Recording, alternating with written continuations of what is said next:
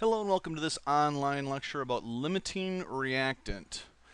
So, when you have an equation that has more than one reactant, it's possible that you don't have exactly the right amount of each one to react. As a matter of fact, it's quite likely. So, what can happen is that one of the two reactants can run out before the other one does. And if one of the reactants runs out before the other one does, then the reaction stops. So the reactant that's going to run out first is called the limiting reactant because it limits the reaction and it determines how much of each product is made. For this class, you're going to need to be able to calculate the limiting reactant if you're given two amounts. So if you have an equation and the problem says you have so many grams of this reactant and so many grams of this one, what's the limiting reactant? You need to be able to figure that out. So what I'm going to do in this lecture is show you exactly how to do that, and by the time this lecture is over you should feel pretty confident in doing some practice on your own. So let's get going. Let's say that we had the reaction of let's do silicon dioxide with hydrogen fluoride. That's a good reaction. So silicon dioxide with hydrofluoric acid. This is how you etch glass, interestingly enough. So what you get is you get silicon tetrafluoride and water. All right. So let's say you had, we'll do an easy one first. We'll start with moles. So let's say you had 2 moles of, the hydrogen fluoride, hydrofluoric acid. And let's say you had 4.5 moles of the silicon dioxide. And you wanted to know which one was the limiting reactant.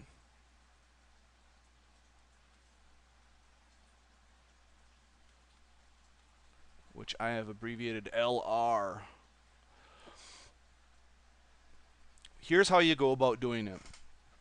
We're going to do a stoichiometry calculation to see how many moles of silicon dioxide are needed to completely react 2 moles of hydrofluoric acid. And then we're going to do a stoichiometry calculation to see how many moles of hydrofluoric acid are needed to completely react the 4.5 moles of silicon dioxide. And then we're going to compare those two needed amounts to the amounts that we have that were given to us in the problem. And if we have less than we need, then that's the limiting reactant. So let's do it. Let's get to it. So first we're going to calculate how much we need for the hydrofluoric acid. So we're going to start with 4.5 moles of silicon dioxide, and we want to find out how many moles of hydrogen fluoride we need. Now we need a mole ratio, so let's just check and see this equation is not balanced at all. So we'll throw a 4 here, and then 4 and 2, so we need a 2 here. Okay, so it looks like the mole ratio between silicon dioxide and hydrofluoric acid is 1 to 4. So 1 silicon dioxide for 4 moles of hydrogen fluoride. So now we have to multiply. So 4 times 5 is 20, and 4 times 4, 16, plus the 2 is 18. So to react 4.5 moles of silicon dioxide, we need 18 moles of hydrofluoric acid. Now, we've already hit the point, and again, this is what we need. Okay, it's really important that we keep those straight. This is what we need, and the problem tells us what we have. So what we have is up here. This is what we have. The problem gave it to us. So this is what we have.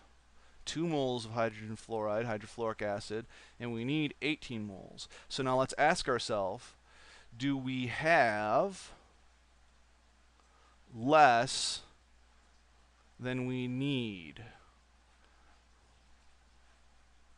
So do we have less than we need to react all of this silicon dioxide? And the answer to that is yes.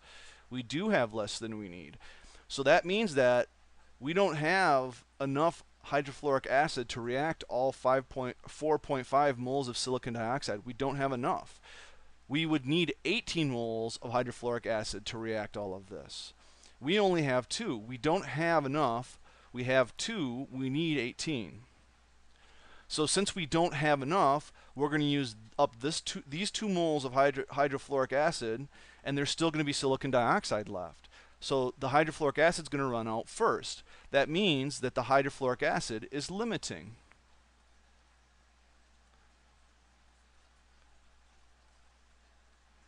So for this problem, we didn't have to do the other calculation. We got lucky, and when we calculated how much we needed of the hydrofluoric acid, we saw that we didn't have that much, and we realized that that was limiting. So that's how you figure out what the limiting reactant is. Now, another thing that questions sometimes will ask is, well, then how much of the silicon dioxide will be left over? And we haven't done the calculation. We need to calculate that. So what we need to calculate is how much of the silicon dioxide will be used up with the 2 moles of hydrogen fluoride. And so that's just another quick stoichiometry problem. We have 2 moles of hydrofluoric acid. So we're going to go from moles of hydrofluoric acid to moles of silicon dioxide. And again, the mole ratio is 4 to 1, 1 to 4. So 2 divided by 4 is 0.5. So this, again, we have calculated, when we do this calculation, this is how much silicon dioxide we need, because that's how much is going to react. And how much do we have? How much we have was given to us in the problem. This is how much we have. We have 4.5 moles of silicon dioxide. So when we react that, 0.5 moles of silicon dioxide is going to react with the 2 moles of hydrofluoric acid. But we have 4.5 moles. So it's just a simple subtraction at this point. We have, that doesn't look like have, we have 4.5. We're going to use 0.5. So that means that we're going to have 4 moles of silicon dioxide left. So that's called the excess reactant, because excess means left over, not needed. So there you go. That's how you calculate the limiting reactant. Now, the only star I have to put on here, these are not always going to be in moles. So you might have to do some you have to compare, right? You have to compare in similar amounts. So if you're not given the number of moles that you have, like let's say you're given grams, like what you have is given to you in the problem in grams, then when you do your stoichiometry, you have to calculate what you need in grams so that you can compare. So the amount that you have and the amount that you calculate you need has to be in the same unit so that you can compare the two of them. If they're not in the same unit, you can't compare them. So when you do your stoichiometry calculations, like this one or this one, there might be more steps involved depending on the units that you're given in the problem. Alright, so that's how you calculate the limiting reactant. If you have any questions about that, as always, feel free to ask in class, and thanks for watching.